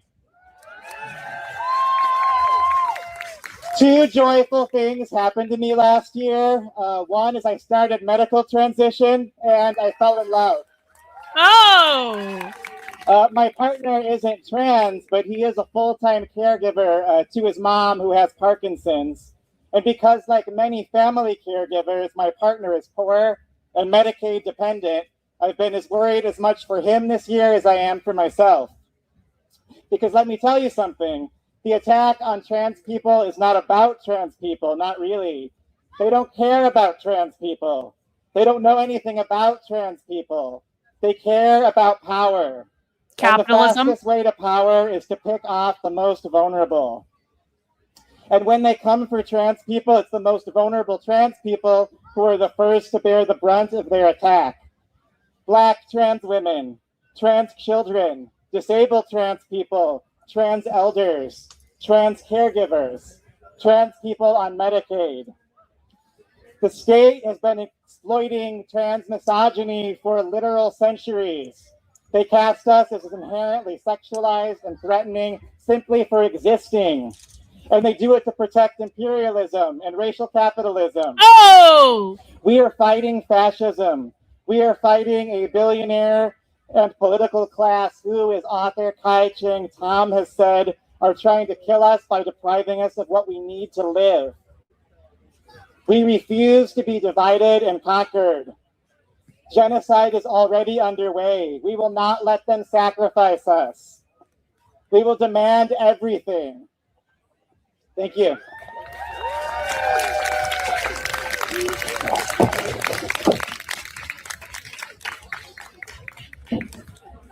No.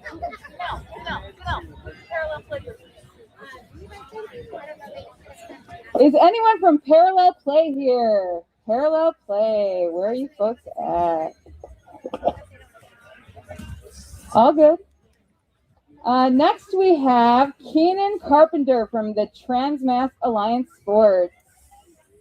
Keenan, are you here?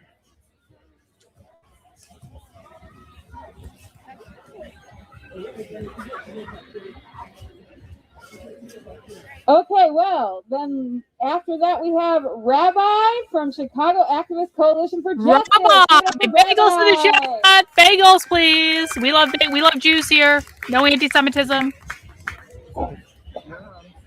Where's the rabbi? Yeah, he's right there. Thank you. Oh! Where's the black Hebrew Israelite here? Oh, shit! Oh, shit! Good afternoon. My name is Rabbi Michael Ben Yosef, human rights activist here in Chicago. The fuck? And I'm doing human rights. Where the fuck is Amalek? I need this explained to me. How is this person a rabbi? Human rights need to be given the utmost respect here. And I stand here with you today to ensure that your safety, that your voice is heard. As an African advocate here in Chicago, we emphatically stand with you while you continue to fight for justice, for equality, and to be seen.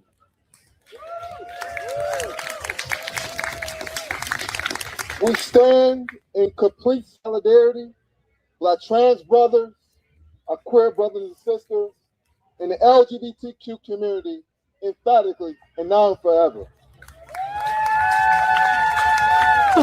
There's a revolutionary person I like to quote in these type of situations, and that person is Ashanta Shakur.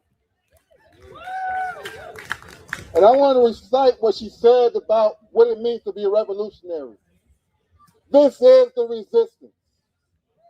And she said, and I want you to repeat after me, is our duty to fight? It's our duty to fight. Is our duty to fight? It's our duty to fight. For our freedom. It's our duty to win. We must love each other and support each other. We have nothing to lose but our chains. We have nothing to lose but our chains. We have nothing to lose but our chains. God bless you and keep you. May the Almighty bless your movement. This is my hope and this is my prayer. God bless. Thank you, Rabbi.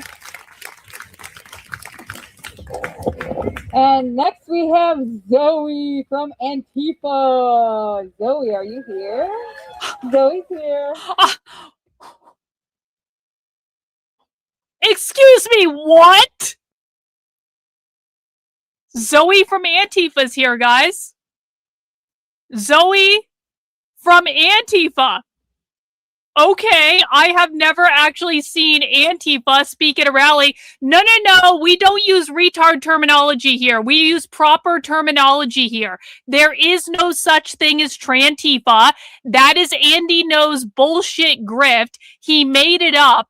It's not real. So we do not use improper terminology because we are adults doing serious research, not Andy No lying to millions of people and grifting on the internet.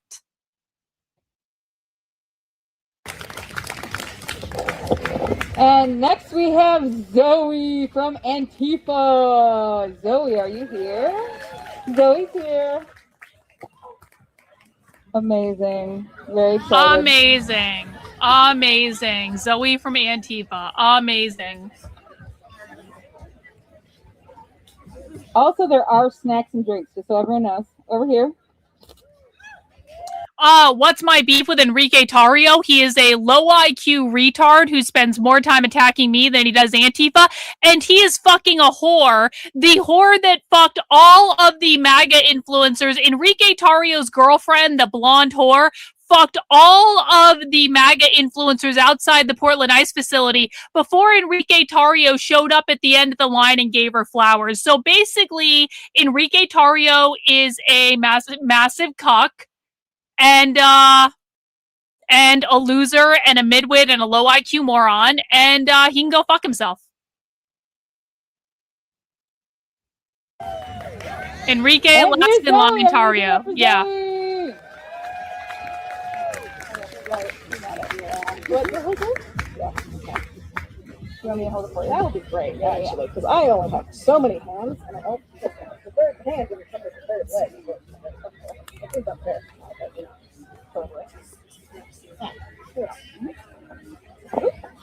Hi, it's so nice to be here. As y'all can see, I'm fucking disabled, and as a disabled person, I can't express my authentic gender because I need to pass as a woman, as the right kind of woman, in order to receive and access the medical care I require to fucking survive. This is an example of the same risk all trans people take in some way by expressing our authentic selves. Some of us don't even get a choice about what to risk, as many intersex people have been subjected to unnecessary cosmetic surgeries as infants to align their genitals to conform with cis heterogender norms. Fascism works by defining and limiting people into productive boundaries. Well, Amalek is significantly smarter than Enrique Tarrio can ever hope to be. So.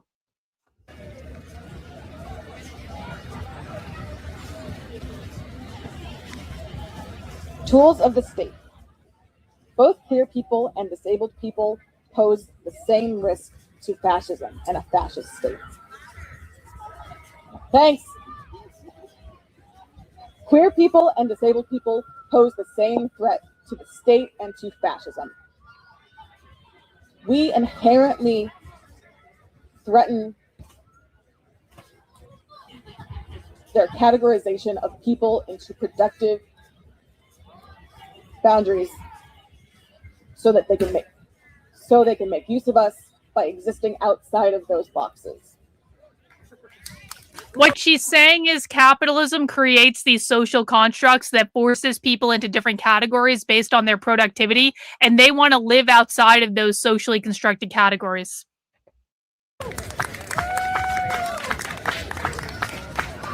So the state wields power against us to try to force us back into those categories that it can control. It's not just that the state permits and often actively condones violence against trans people and disabled people. It's the ways that that violence is baked into the mechanisms of the state itself. Like public indecency laws that allow cops to specifically target trans people for simply existing, and the higher likelihood that disabled people will die when interacting with police.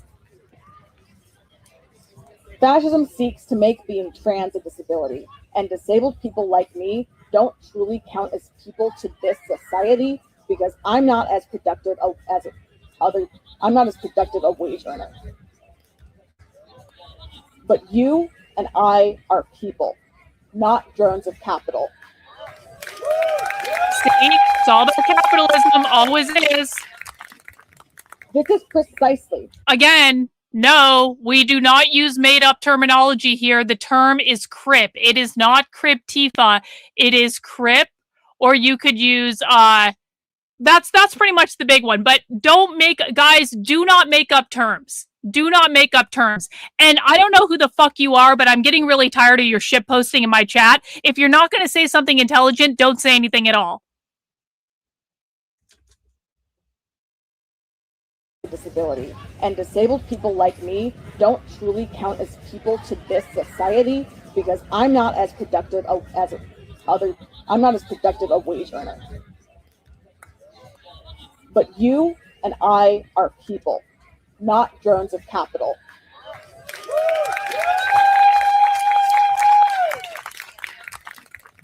This is precisely why liberation must be collective.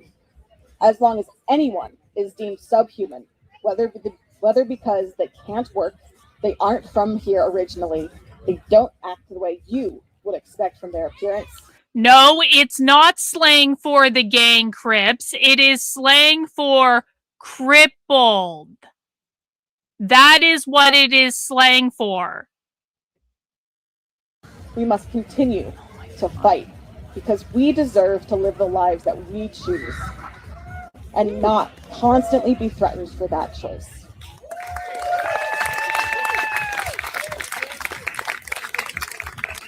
We fight by refusing to conform, by not letting ourselves be limited to the boundaries fascism sets out for us, by taking the risk to express ourselves fully where we can, to show others that we exist here, we are allowed to exist here, and that their categories don't actually define what a person is. That's up to each and every one of us to choose who we are and to choose to acknowledge the humanity in each and every one of us.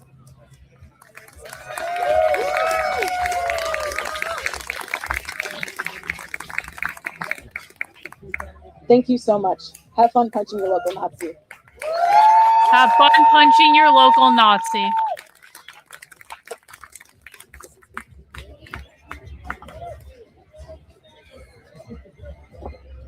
Okay, do we have any speakers here who have not yet spoken, who are kind of moved down the list a little bit because they didn't show up immediately? Dyke strike. How's everyone doing? Can you hear me? Can everyone hear? Woo! Woo, woo, woo, woo.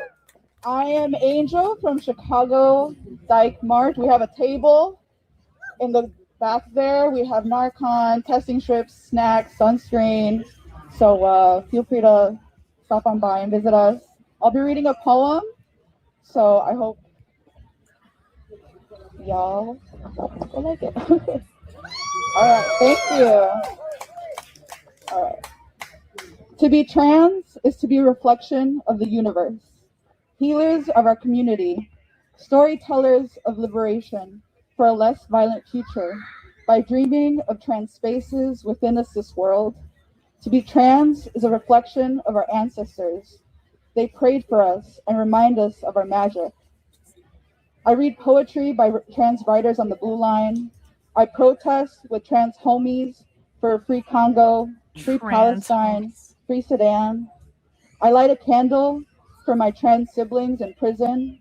I honor and adorn my trans body with oils made by trans healers. To be trans is to be disrespected, gawked at, and misunderstood. To feel the projected insecurities of the cis body as we affirm our trans bodies with style, grace, and tender care. Listen, I don't give a flying fuck about what Enrique Tarrio is doing or if he's still whining about me or whatever he's doing. Amalek should not lower himself to engage with Enrique fucking Tarrio. Amalek doesn't even fucking like Enrique Tarrio. I know that for a fact. So I'm not going to do anything related to getting Enrique onto Amalek or anything like that. If Amalek wants to go talk to him, he's on his own for that one, because I'm not getting in fucking involved. If Enrique Tarrio wants to continue whining about me, there's nothing I can do about it. Trans is to release relationships. He's been whining about me for that fucking no longer months. serve us, grieving family and friends that don't love me the way my queer homies do. To be trans is to fall in love with dreamers and drifters on the path to liberation. To be trans is to be everything I've said and everything I've missed. We are messy, complicated, angry, and exhausted of healing. To be trans is to be obsessed over legislation on gender-affirming care and reproductive rights.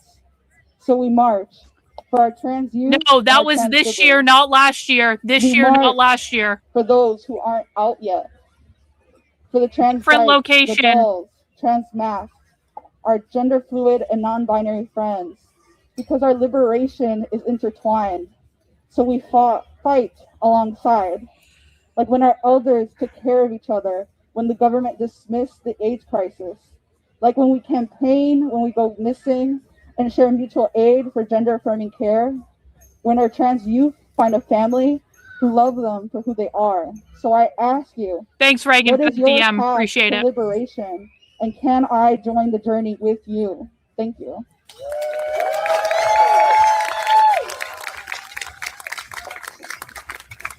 All right, that is the end of our speaker set. Give it up for all the speakers. Yeah, well, what you're going to see is Enrique defaming me and me destroying his pathetic ass on that show if you ever watch it. Listen, bro, like I'm not going to continue to coddle this. Like Enrique Tarrio is a stupid motherfucker. He's beneath me. I don't particularly actually, are we done? We're basically done anyway. We're basically done. I don't really care to talk about him. So I don't want to hear anything more about Enrique Tarrio. I truly don't. Enrique Tarrio is a massive fucking loser. Please take your thing about him elsewhere. It's not important to me. Okay, guys, that's going to wrap us up for the stream today.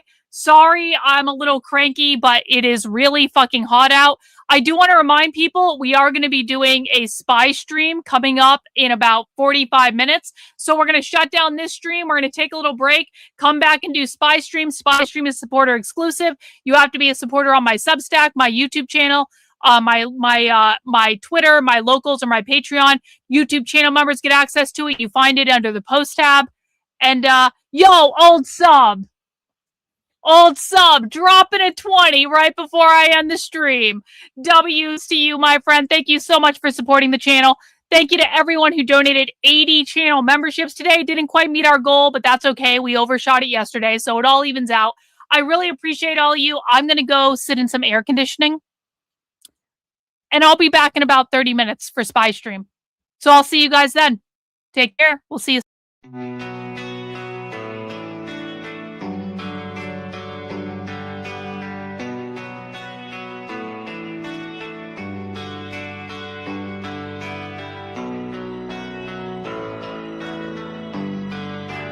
How are you feeling?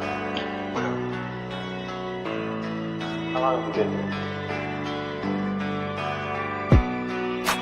3 months, May 17th. And what brought you here?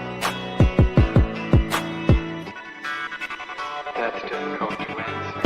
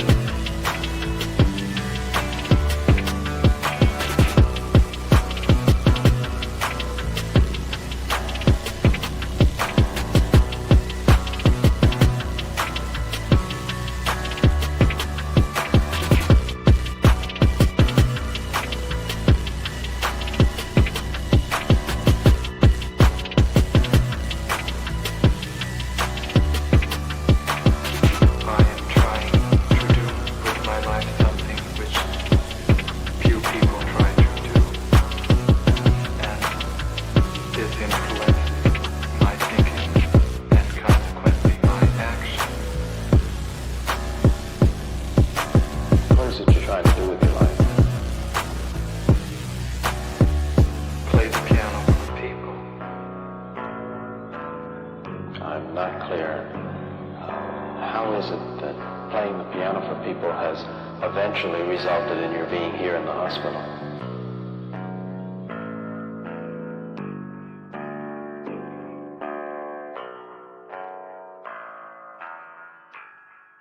That's difficult to answer.